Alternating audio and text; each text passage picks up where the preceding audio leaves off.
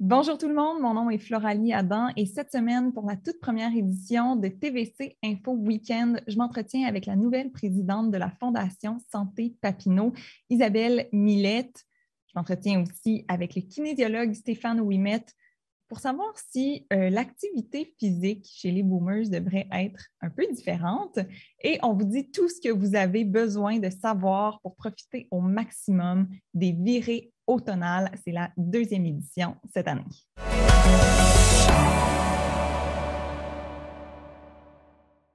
Pour débuter l'émission, j'ai le plaisir de m'entretenir avec la nouvelle présidente de la Fondation Santé Papineau, Isabelle Millette. Bonjour Isabelle. Bonjour!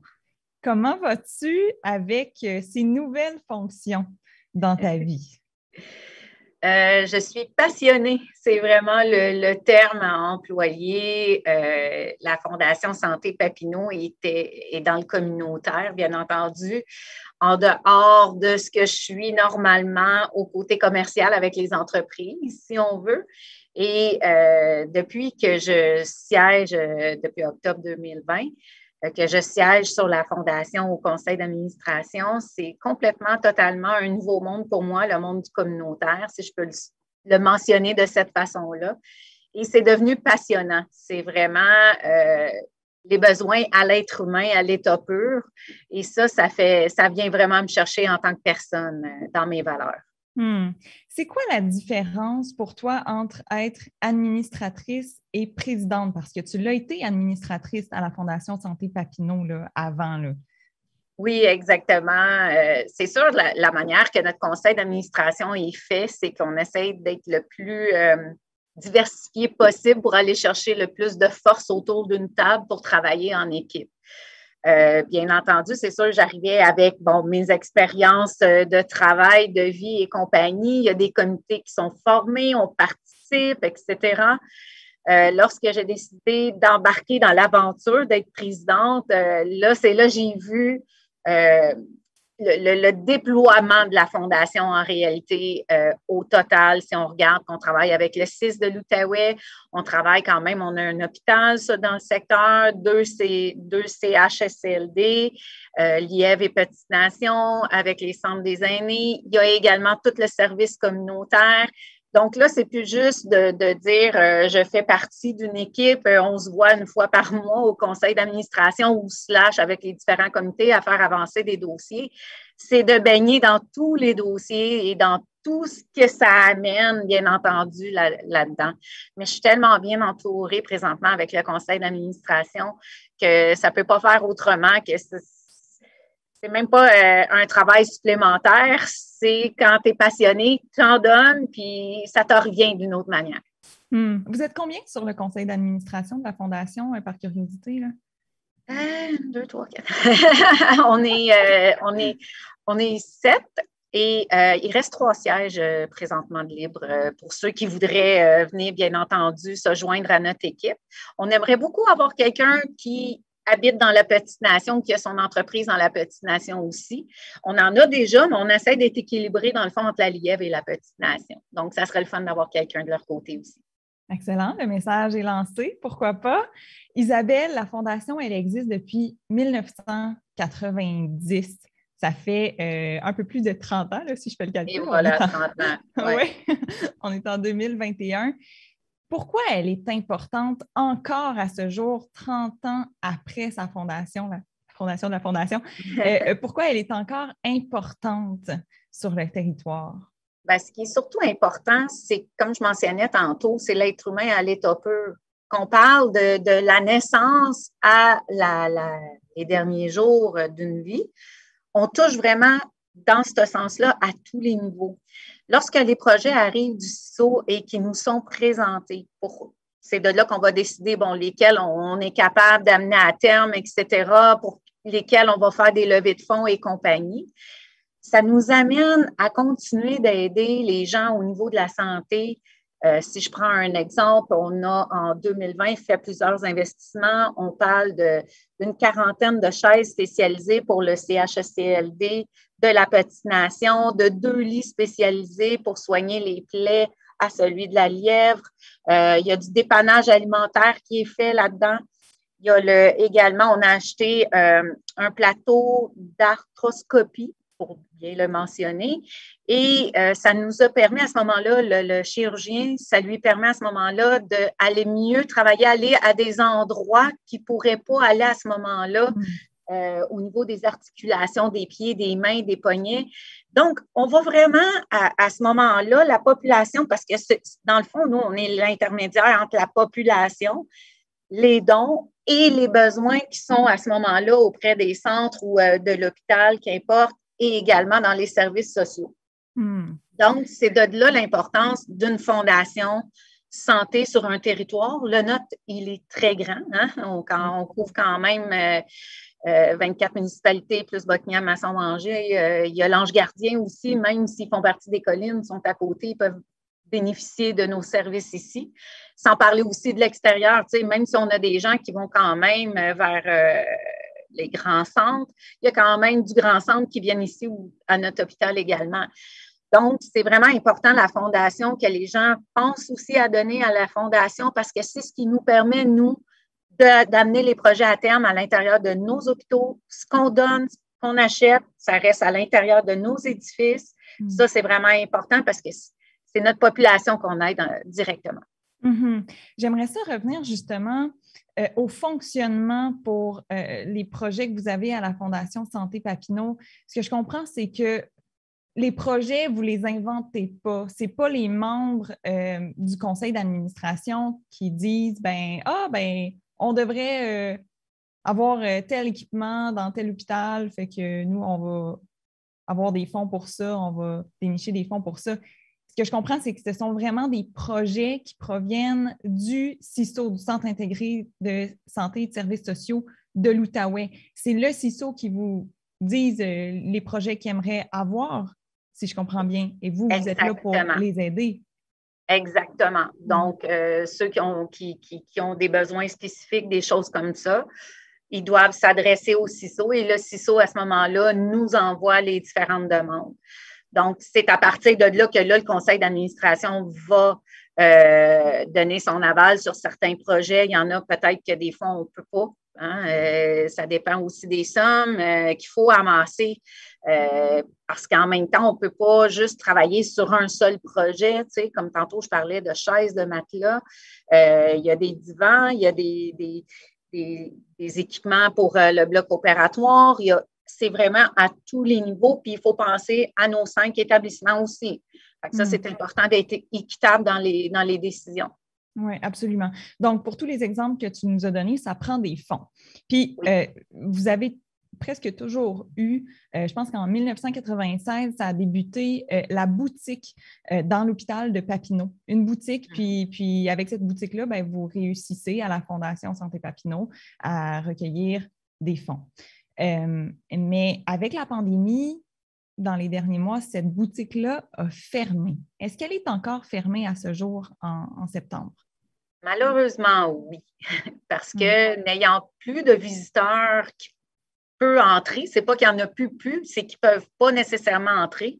On le voit présentement qu'il y a des lacunes. Hein? Quelqu'un part en ambulance, on ne peut pas nécessairement l'accompagner. Cette personne-là, elle est laissée pas mal à elle-même à ce moment-là pour aller chercher les services et les soins qu'elle a besoin. On pense aux naissances aussi, que c'est compliqué. C'est plus comme avant que toute la famille pouvait arriver pour assister à un accouchement. Donc, n'ayant plus de visiteurs aussi pour aller voir les personnes qui sont en séjour à l'hôpital, malheureusement, effectivement, on a dû fermer la boutique. Je ne vous cacherai pas non plus, ça c'est depuis le début des confinements, bien entendu, parce que là, les gens ont arrêté, bien entendu, de pouvoir se promener librement dans les hôpitaux ou dans les centres de soins. Également, le manque de bénévoles. Les gens, ce n'est pas tout le monde aussi, c'est quand même des gens qui ont un certain âge qui étaient bénévoles à la boutique.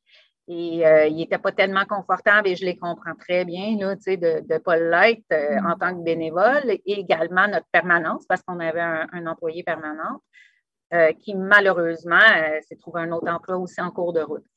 Donc, on a formé un petit comité sur notre conseil d'administration pour se donner plusieurs scénarios en ce moment pour voir comment est-ce qu'on peut ramener ça. Présentement, il y a une très bonne machine à café et une autre machine à grignotine pour les gens qui pourraient avoir le besoin de ça, qui est quand même dans l'espace de la boutique en ce moment. Mais là, c'est à nous de voir comment est-ce qu'on peut se réinventer, que ce soit à la boutique ou à tous les niveaux. Je pense que présentement, tous les organismes, on doit se réinventer, soit pour faire les levées de fonds ou pour les événements. Ça a été mis sur pause. Tout le monde attend encore 1 an pour voir ce qui va se passer jusqu'en 2022. Donc, c'est de là qu'on va établir un scénario. C'est sûr qu'on va mettre la population au parfum quand on va avoir pris les décisions. Oui, et on sera là, nous aussi, pour mettre la population au parfum.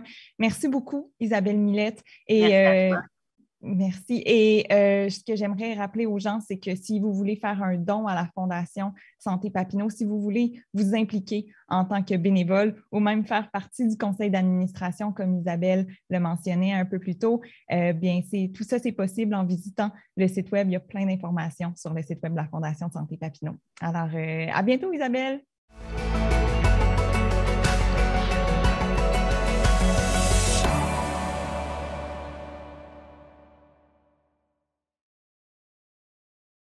Le week-end, la fin de semaine, je pense que c'est un bon moment pour faire de l'activité physique si on n'en a pas fait pendant la semaine. Alors, à toutes les 2 semaines, on va s'entretenir avec le kinésiologue chez Myokin Santé, Stéphane Ouimet. Bonjour Stéphane.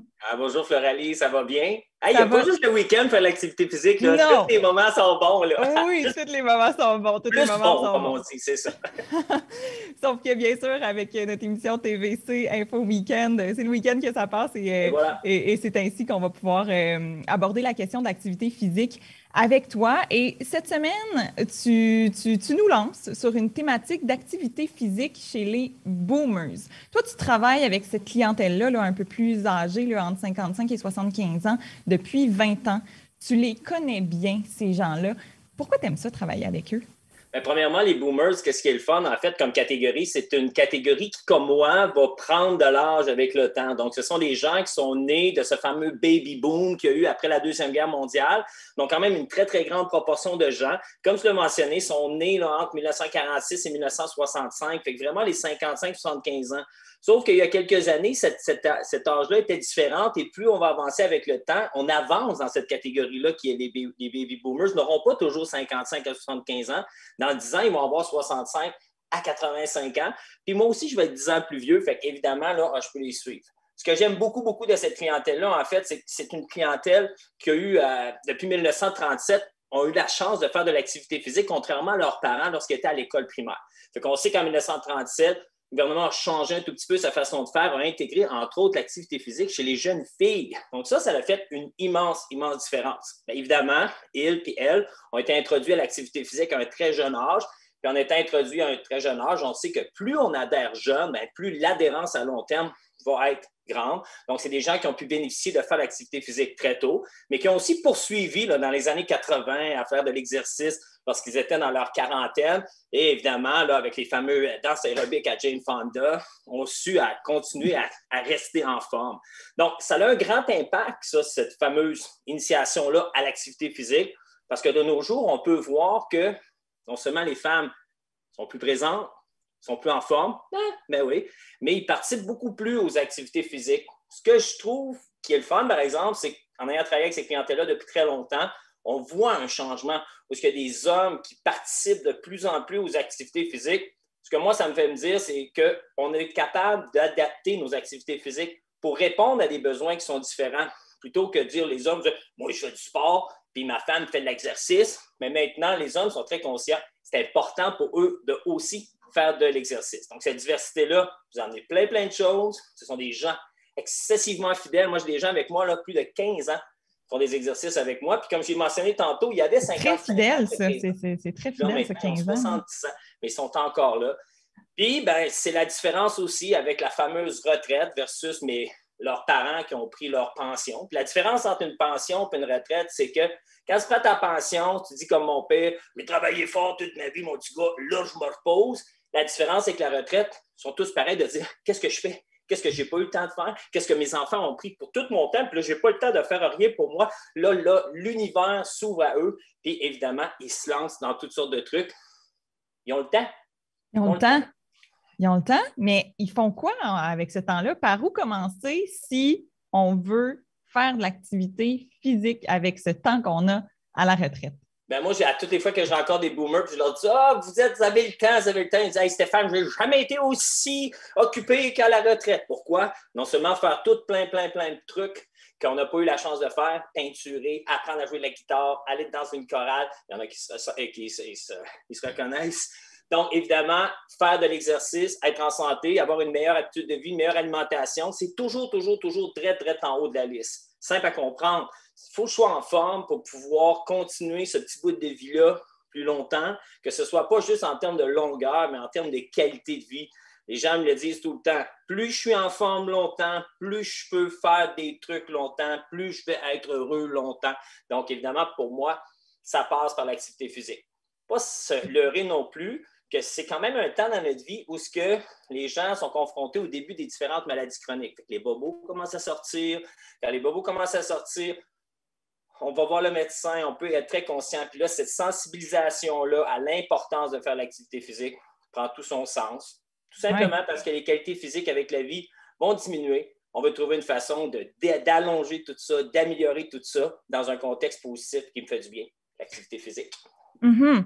Donc, l'activité physique, bien sûr, a directement un impact sur la santé. On voit vraiment ça comme une façon d'améliorer notre santé et on ne voit plus ça seulement comme étant du sport pour s'amuser. Exactement. Donc, les deux, moi, je vis toujours ça comme deux grandes sphères où ce que les gens veulent faire de l'activité physique dans le but d'avoir du plaisir. Donc, on veut faire du vélo, on va aller jouer au golf, on veut jouer au tennis, on veut prendre des cours de cardio-santé. On veut vraiment faire tout ça d'activité physique, être dynamique, être actif. Puis la deuxième portion, c'est l'exercice thérapeutique. Ça veut dire c'est ces fameux exercices-là qui sont un petit peu moins le fun, mais que je les fais parce que je veux être plus en forme pour être capable de faire plus de mon numéro 1. Donc, souvent, les gens, je leur dis, ici, là, à faire la course à pied ou sauter partout, ce n'est pas thérapeutique, mais on peut se préparer, l'associer, puis vraiment l'adapter pour que ce soit le plus efficace pour nous à la lueur de ces temps-là. Mm-hmm. Stéphane, donc, les boomers, est-ce qu'ils devraient faire de l'activité physique différemment que le reste des gens, disons? En fait, la réponse à ça est oui, et ils devraient s'y prendre d'une différente façon, mais les objectifs demeurent les mêmes. Évidemment, améliorer notre système cardiovasculaire, gestion du diabète, gestion de poids, musculo-squelettique. On a tous ces réalités-là. Puis grosso modo, un boomer, ça a à peu près tous les mêmes bobos, tout dépendant du montant de kilométrage qu'ils ont mis sur le corps, puis l'entretien qu'ils ont été capables de faire avec ce fameux kilométrage-là.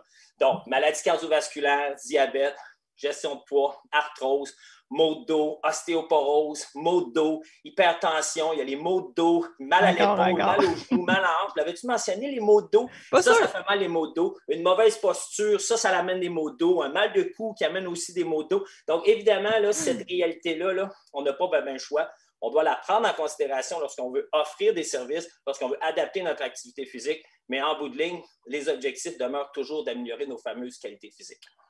Bien sûr.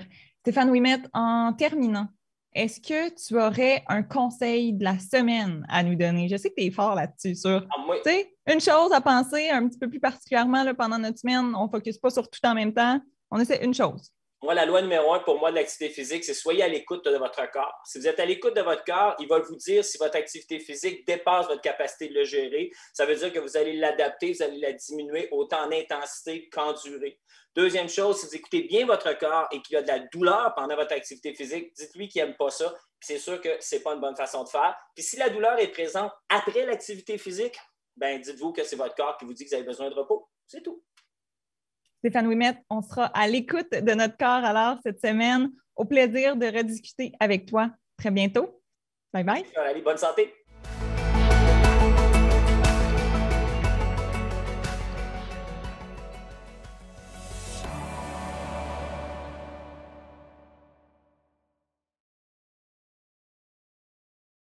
À l'automne, il semblerait qu'on peut combiner maintenant plein air et saveurs locales.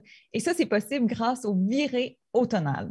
En 2020, à l'automne dernier, il y a eu une première édition des virées automnales. Et en 2021, ce sera la deuxième édition. Bien, en fait, dès maintenant, dès en fin de semaine, c'est la première fin de semaine et ça se poursuivra pendant le mois d'octobre. Et bien sûr, étant donné qu'il y a seulement eu une première édition, on n'est peut-être pas tous au courant de ce que c'est les virées automnales. Alors, pour tout savoir, j'ai avec moi Audrey-Anne Paquet de Loisirs Sport Outaouais. Bonjour Audrey-Anne. Bonjour, ça va bien? Ça va, merci. Et toi-même, comment tu te sens cet automne? Très bien, très excitée là, à l'idée que les virées automnales débutent au moment même où on se parle. Oui, c'est ça. Qu'est-ce que c'est les virées automnales? C'est quoi Donc, l'objectif? C'est quoi le concept? Parfait. Donc, en fait, les virées automnales, c'est 3 fins de semaine d'activité où chaque semaine, un circuit différent est proposé à la population pour leur permettre de découvrir donc des lieux incontournables de l'Outaouais, mais aussi des petits secrets bien gardés là, aux 4 coins de la région. Donc, on invite les gens à participer à ces circuits-là.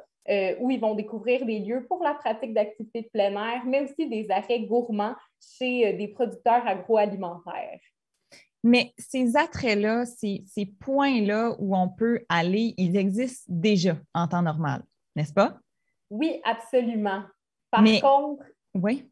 oui, ben c'est ça. Par contre, en fait, la différence entre la visite de ces lieux-là en temps normal et la visite de ces mêmes lieux-là durant les virées automnales, c'est que des animations, des dégustations gratuites, de l'initiation à certaines disciplines de plein air ont été développées spécialement pour l'occasion. Donc, ça va être vraiment plus animé et plus dynamique là, si les gens se rendent sur les sites durant les fins de semaine des virées automnales.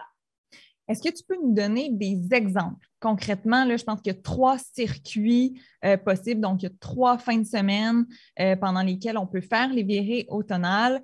Alors, par exemple, en fin de semaine, les circuits qui sont possibles, le circuit qui est possible, c'est lequel?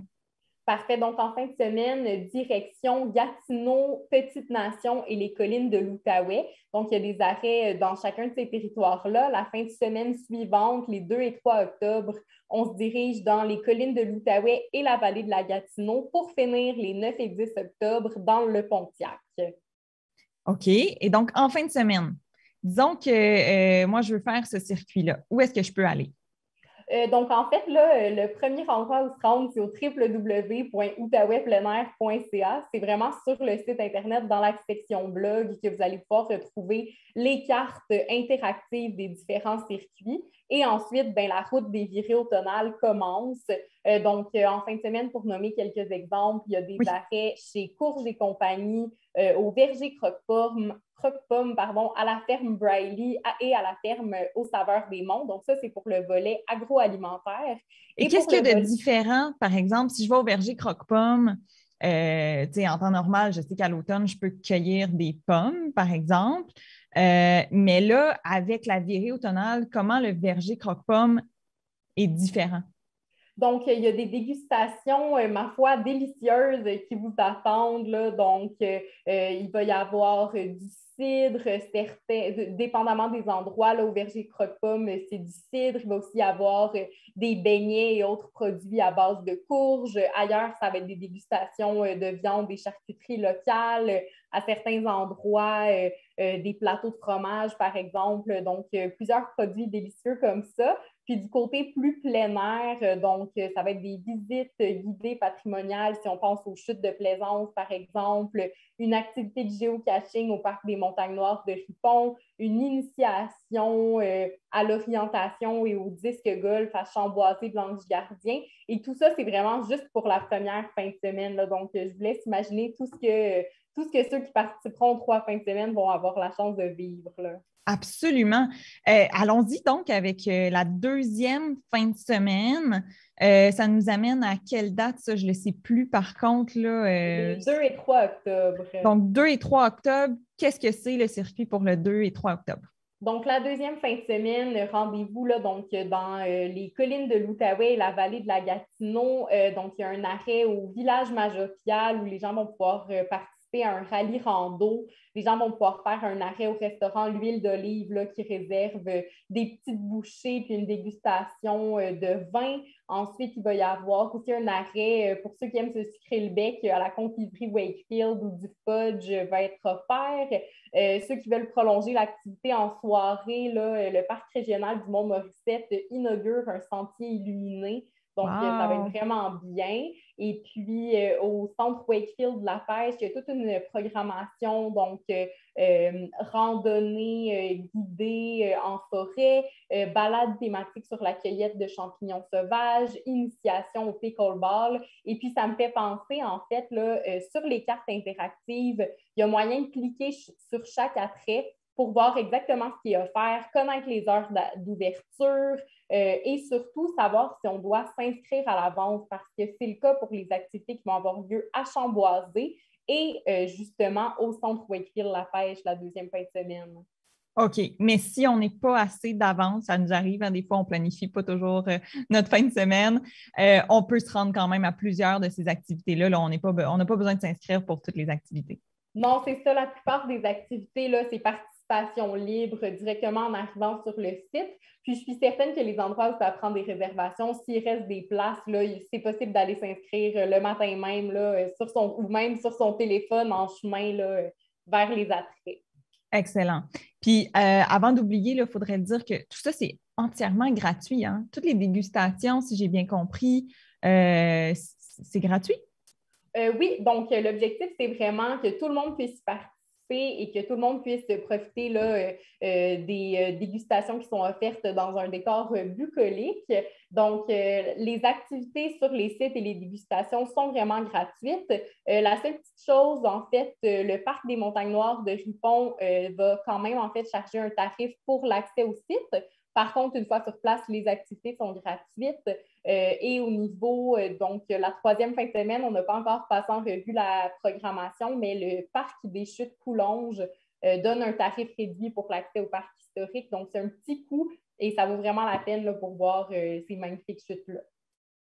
Oui, on n'en a pas tellement parlé du circuit pour la troisième fin de semaine. C'est dans le Pontiac et j'ai été vraiment impressionnée parce que j'ai vu comme dégustation au Café Downtown. Il faut aller voir ça, hein, Audrey-Anne? Oui, définitivement. Puis, je ne vous en dis pas plus. Je vous invite vraiment à aller au www.outaouaipleinair.ca. Merci beaucoup, Audrey-Anne. Et c'est ce qui complète notre émission TVC Info Week-end. Je vous donne rendez-vous très bientôt. Mon nom est Floralie Adam. Bonne fin de semaine.